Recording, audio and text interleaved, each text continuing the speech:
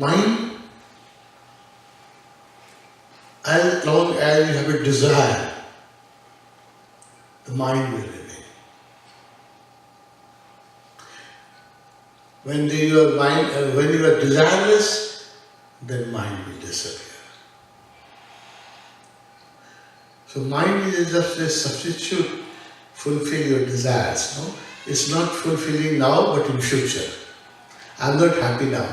Most of the people have a plan that they will be happy in future. After they buy a new model of computer or car, or build a new house, or get a new girlfriend, or new power, anything, but in future. Happiness is coming soon.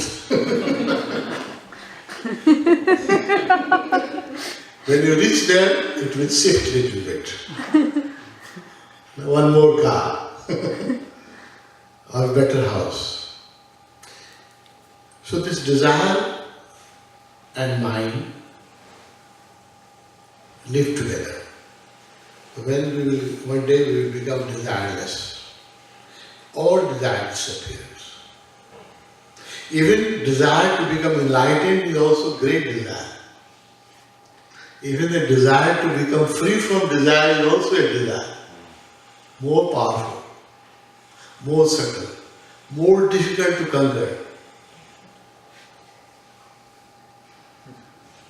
More refined it becomes, more powerful it becomes. That's why I told you, if you want to see real ego, meet monks and sannyasi and popes and mullah and Shankaracharya. You will really see the sharpest ego there.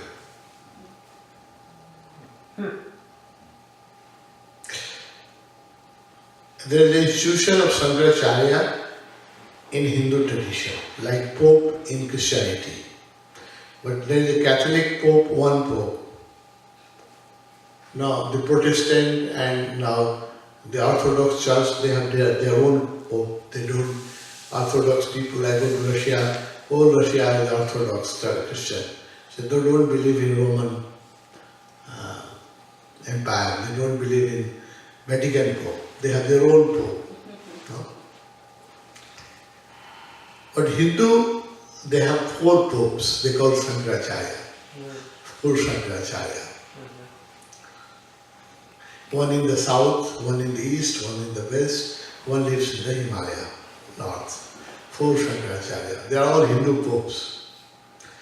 They are disciple of one Shankaracharya, originally Shankaracharya, who happened 1200 years before. He was a great enlightened master, very powerful. Just to keep India united, he created 4 communes in the 4 corners of India. Because India is a vast country and many languages are spoken, there are many cultures, many types of people. So it was very difficult to keep the country united because there are people who speak in south, they don't understand Hindi. The people in the north, they don't understand Kannada or Malayalam or Telugu. And food habits are different. So Shankaracharya, just to keep the India united, created 4 Buddha fields in the 4 corners. One in the extreme south, one in the extreme north, one in the extreme east, one in the extreme west. So that the country could remain united.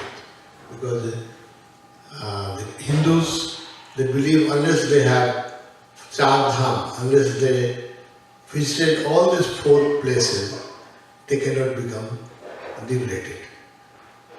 So they have respect for Rameshwaram, Puri, Dwarika and Badrikashram.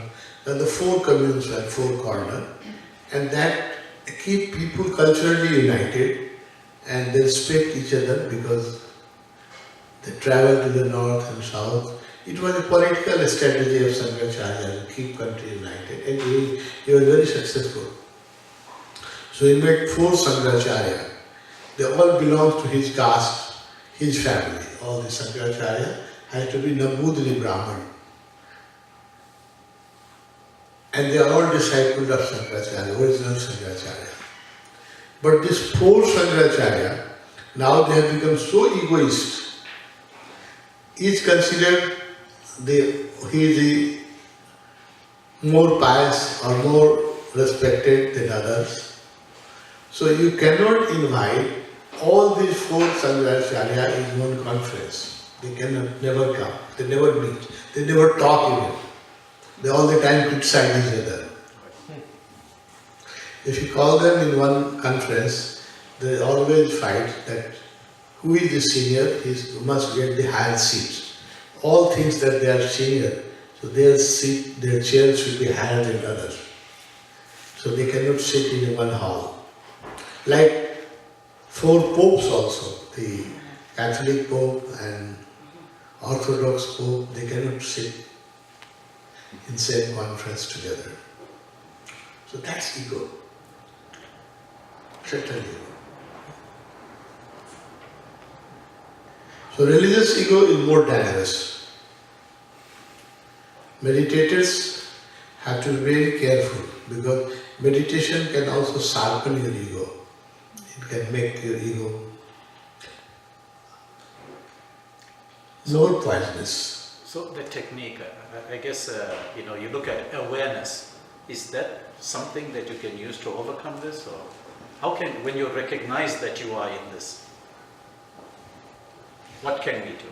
No, the best thing is to do is to live with a master. The best antidote is to live with a master who is egoless, who has transcended ego. The best thing is the company of a person who is enlightened or who has gone beyond ego or mind. That is the best. But most of the time it is not possible. So that company can be even non-physical. It does not make a difference. The master may be absent, but if you physically absent, but if you love him and you trust him totally, you are in his company.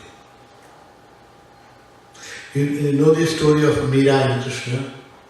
There is a difference of 4,500 years between Meera and Krishna. Meera was born 500 years before and Krishna was born 5,000 years before. So there is a time gap of 4,500 years. But Meera always was in company of Krishna. And she became liberated, became enlightened. So the time and distance only matters when there is no trust or love. When there is trust and love, the time and distance does not matter.